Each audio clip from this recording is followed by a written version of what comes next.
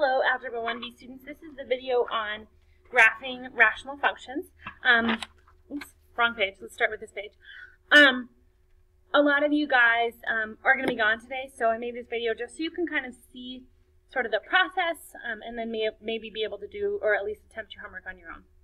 So, rational functions we've talked about before, and the general shape of a rational function is kind of like two separate pieces, right? There's a piece kind of in the positive area, and there's a piece kind of in the negative area. So one thing we did notice when we were talking about these was that there's kind of like a, what we call an asymptote, right? There's kind of an excluded value there, and an excluded value sort of in the middle there. So we're going to use what we know about excluded values and tables to be able to graph these functions.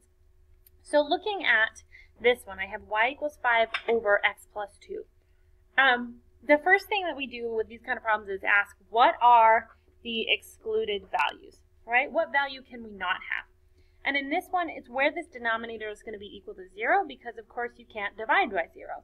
So in this problem, x cannot be negative 2, because negative 2 plus 2 would give you 0. What that means is that we are going to have a nice asymptote here at negative 2, a vertical asymptote at negative 2, which means our function is going to be on either side of this. It's not going to cross. The other thing to know about rational functions is that they kind of have an asymptote horizontally. Most of the time, that is at y equals 0, right? It's on the x-axis. I'll show you an example on the back where it's not on there, but we kind of have two vertical asymptotes here where our function can't cross a line. So we know it's either going to be up here and down here, or up here and down here, okay? And the way to figure out where it's at is to just plug in some points. And the best thing to do with these is to plug in some points around your asymptote so that you're able to use it to plot some points and kind of find out where does it come into play here, okay? So I'm going to plug in negative 5, negative 4, negative 3, negative 2, negative 1, and 0. Okay? So if I plug in negative 5 here, that's going to give me 5 over negative 5 plus 2, which would give me 5 over negative 3, which, let me grab a calculator here. We'll just do things in decimals, because those are easier to graph than fractions.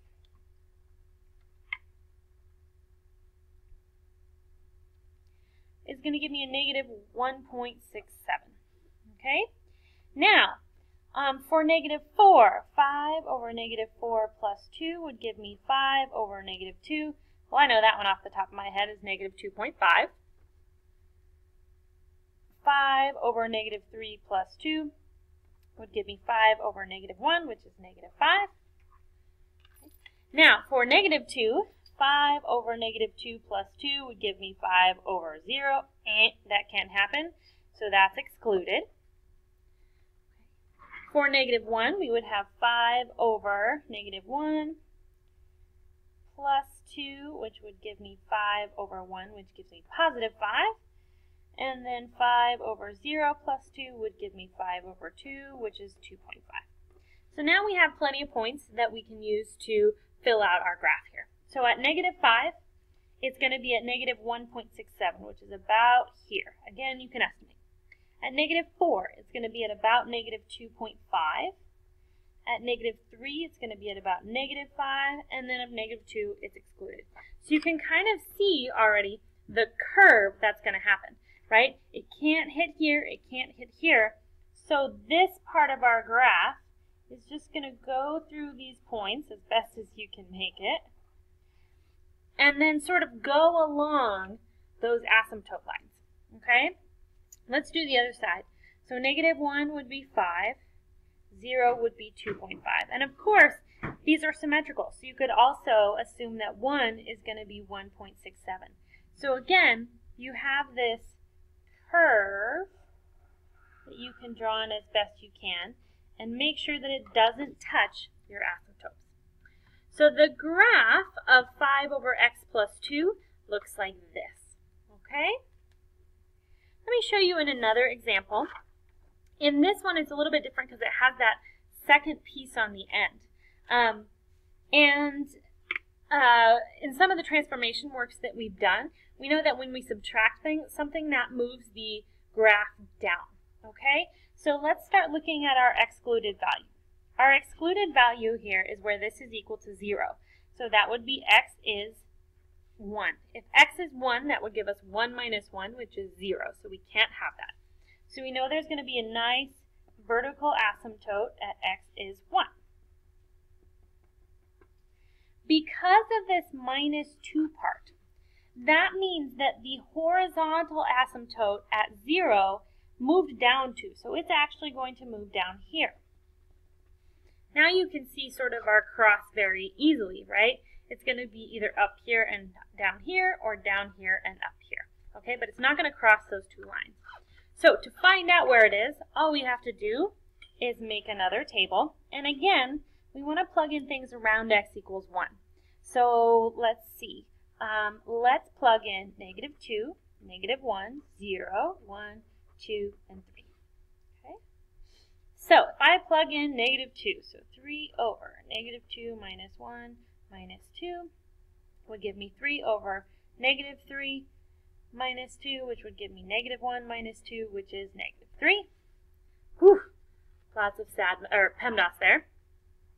-1 would give me 3 over -1 minus 1, which minus 2, which would be 3 over -2 minus 2. Okay, I'm going to go ahead and turn that into a decimal, which would give me -1.5 minus 2, which would give me -3.5. 0 would give me 3 over 0 minus 1 minus 2, which would give me 3 over -1 minus 2, which would be -3 minus 2, which is -5. Okay? 1, if I do 3, 1 minus 1 minus 2, gives me 3 over 0 minus 2, and that's an excluded value.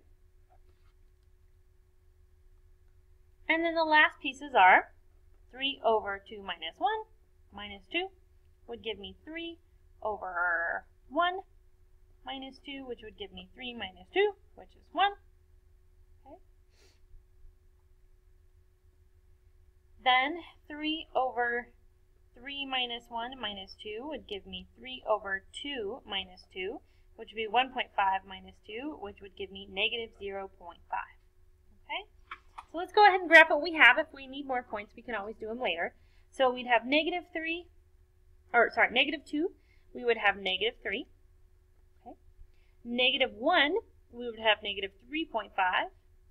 0, we would have at -5. So you can already start to see that curve. So let's go ahead and draw that curve through, again, avoiding our asymptotes.